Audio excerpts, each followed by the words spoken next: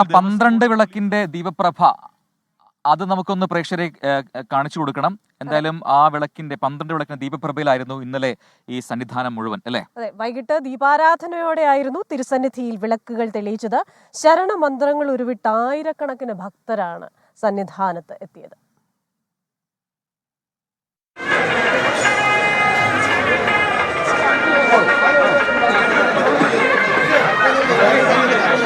വൃശ്ചികത്തിന്റെ 12-ാം നാൾ ദീപാരാധനയോടെയാണ് 12 വിളക്കിന്റെ ശോഭയിൽ സന്നിധാനം മാറിയത്.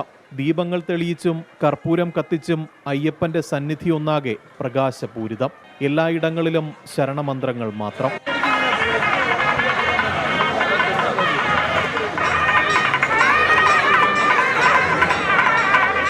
ദീപാരാധനയ്ക്ക് ശേഷം അയ്യപ്പന് പുഷ്പാഭിഷേകം.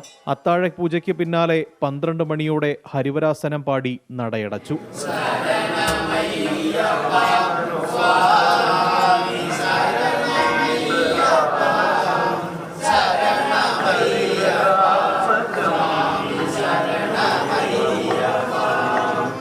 പന്ത്രണ്ട് വിളക്ക് കഴിയുന്നതോടെ മലയാളികളടക്കമുള്ള തീർത്ഥാടകരുടെ എണ്ണത്തിൽ ഇനി വർധനവുണ്ടാകും.